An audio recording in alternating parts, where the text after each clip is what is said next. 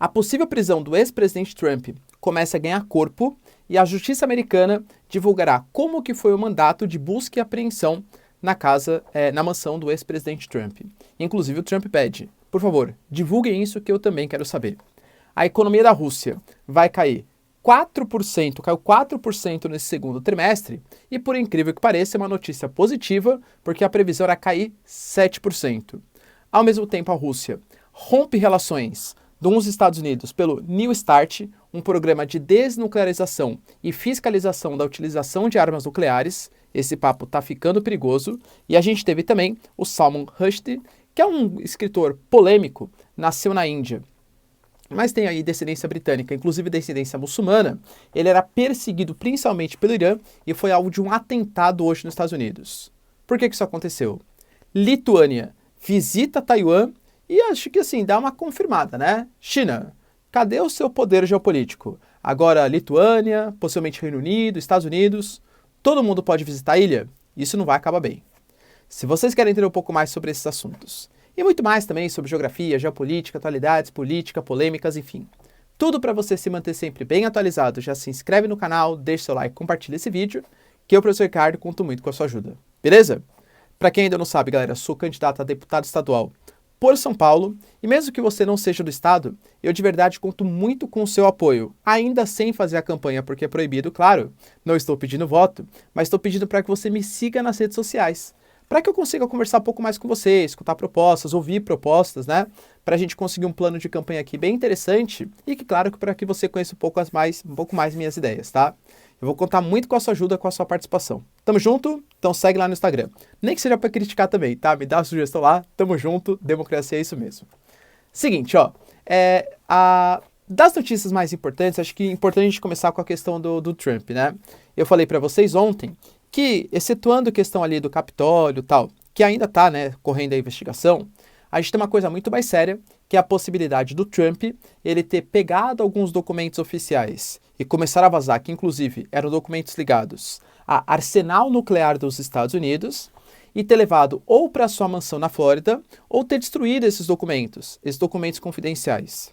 A própria Nancy Pelosi, que é a chefe da Câmara dos Estados Unidos, fez sucesso, né, há 2 semanas atrás pela visita a Taiwan, mas ela também é parte do poder legislativo.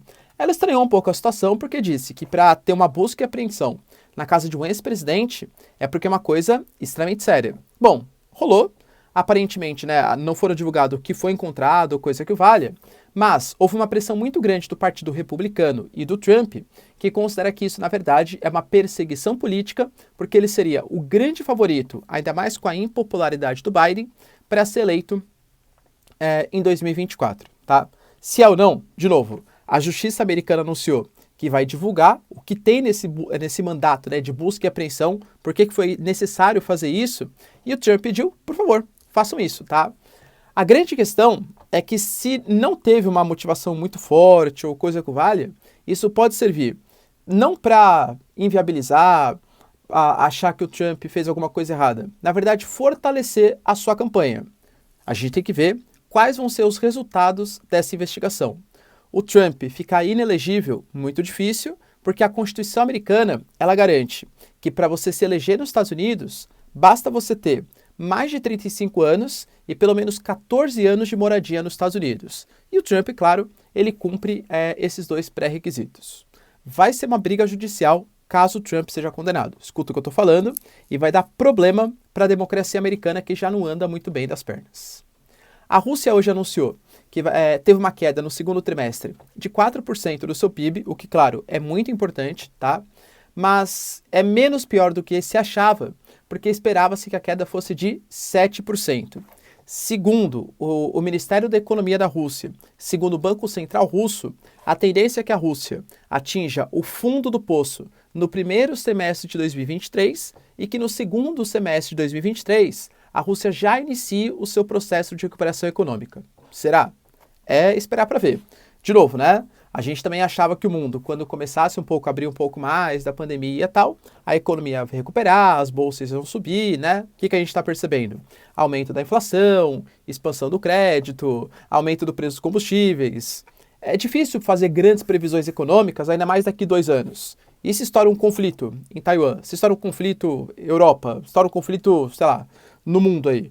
Então, a situação ela pode ficar bem tensa, tá? Lembrando que a gente está em meio a uma guerra ainda da Rússia e da Ucrânia. Não é possível fazer grandes previsões sobre esse assunto. Até porque o Zelensky fala a todo momento que ele só vai aceitar uma paz na região quando a Rússia devolver integralmente todos os territórios que foram conquistados, inclusive a Crimeia, lá em 2014.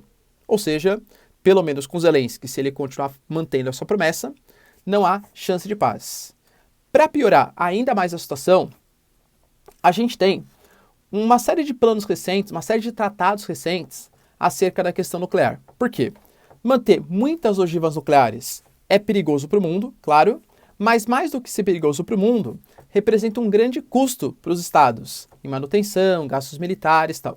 Então, recentemente, Rússia e Estados Unidos, depois de uma série de planos militares de fiscalização e tal, eles resolveram assinar o plano chamado de New START.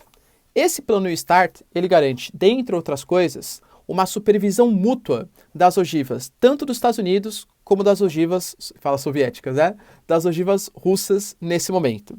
A ideia é que esse plano foi criado em 2010, né? E a ideia é que ele tenha uma redução para 1.550 ogivas nucleares no máximo.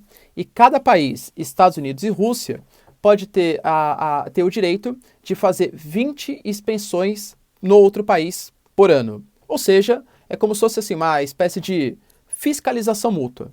Só que alguns pontos eles estão um pouco complicados hoje. Por quê? A Rússia alega que ela está sendo sancionada. E os russos não estão tendo liberdade para entrar no território dos Estados Unidos. Pô, se os russos não podem entrar em território dos Estados Unidos, como que eu vou deixar os Estados Unidos colocar os seus cidadãos, as suas agências fiscalizadoras, no meu território?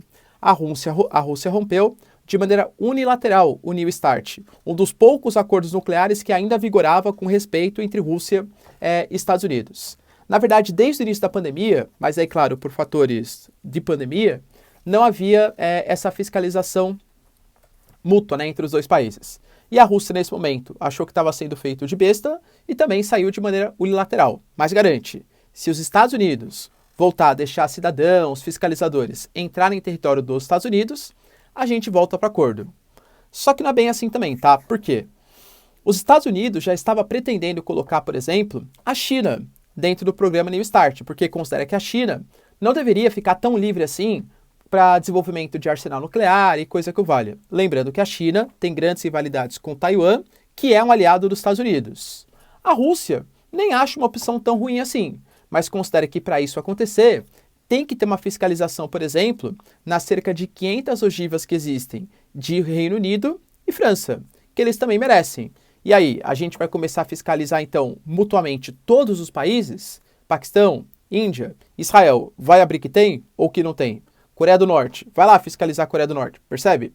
Então, assim, gera uma grande complicação.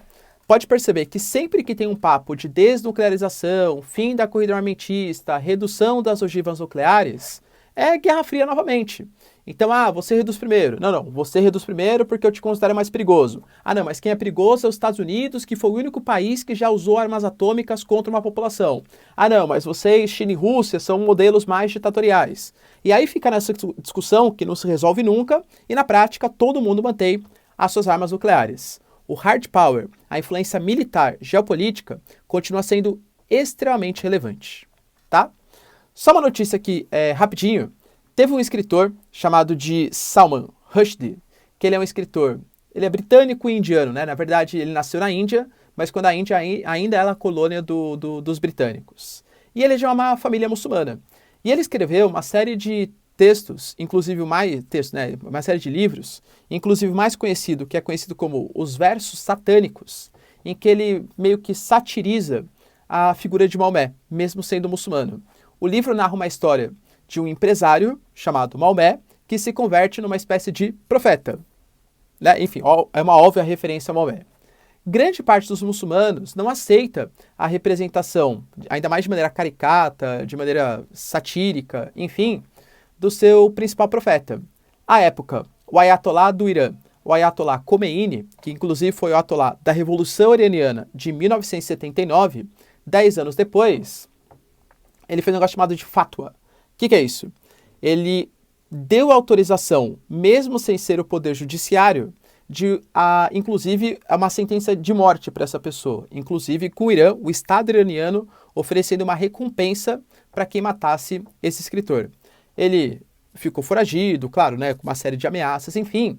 No final das contas, depois de 1998, o Irã não mais pagaria nada pela captura desse escritor. Então a coisa foi acalmando aos poucos, tal. Hoje, ele estava para dar uma palestra nos Estados Unidos e ele, infelizmente, sofreu um atentado. Aparentemente, foi um atentado com faca, ele foi atingido no pescoço, mas segundo dados que eu acabei de ver na mídia, ele ainda não faleceu, ou ainda está vivo, né? Não sei, enfim, a condição de saúde.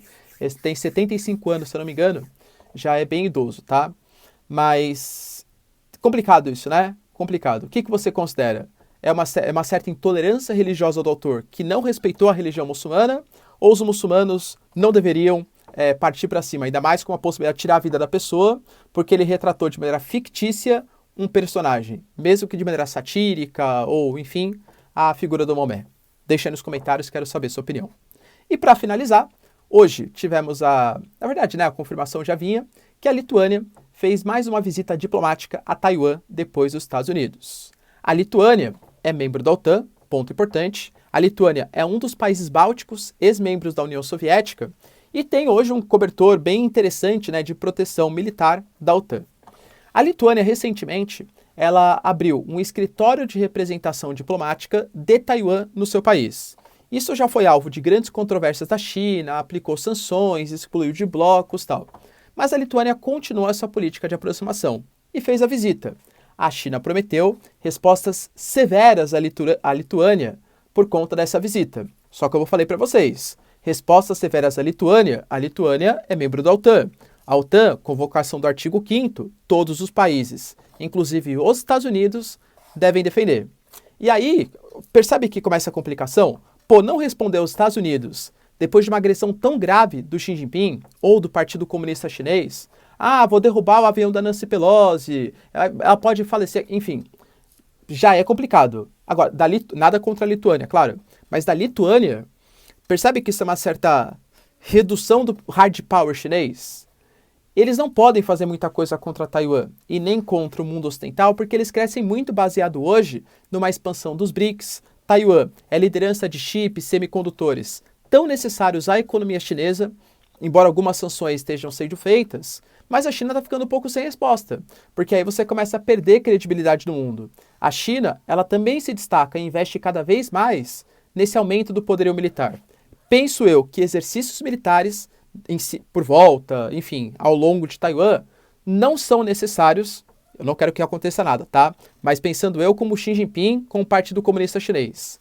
Só exercícios militares, entre aspas, não vão dar a resposta que o mundo precisa para considerar a China uma ameaça militar. O que você pensa? A China vai responder à Lituânia nesse momento? E se não responder, o que pode acontecer?